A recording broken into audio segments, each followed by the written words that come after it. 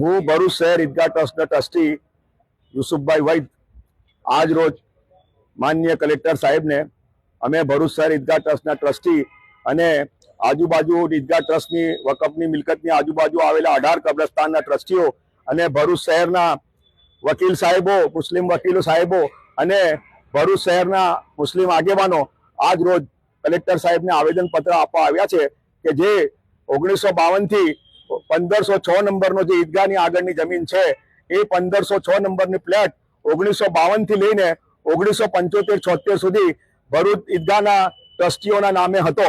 1975-76 માં જ્યારે રીસર્વે થયો ત્યારે શરત ચૂકથી આ જમીન જે જૂના ટ્રસ્ટીઓને સિટી સર્વેના અધિકારીઓએ બોલાવવા જોઈએ કે નોટિસ આપીને એમને સાંભળવા જોઈએ, એમના જવાબો લેવા જોઈએ, એમની પાસે દસ્તાવેજી પુરાવા માંગવા જોઈએ, એ માંગ્યા વગર બારોબાર સિટી સર્વેના અધિકારીઓએ આ જમીનને શ્રી સરકાર કરી આપી।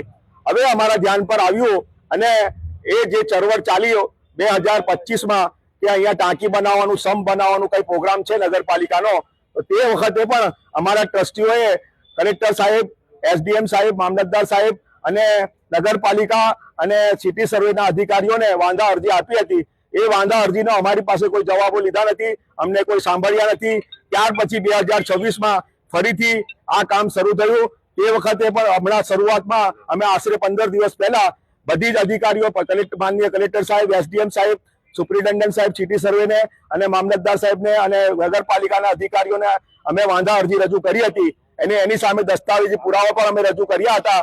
જે એ દસ્તાવેજી પુરાવાને આ લોકોએ ધ્યાને લીધા નથી અને અમને બોલાવ્યા નથી, અમને સાંભળ્યા નથી, અમારા વાંધાઓ ધ્યાને લીધા નથી અને બારોબાર કલેક્ટર સાહેબે આ જમીન 3 કરોડ સમથિંગમાં નગરપાલિકાને વેચાણ આપી દીધી અને આ જમીનના 35 લાખ રૂપિયા નગરપાલિકાએ કલેક્ટરશ્રીને ભરી દીધા છે।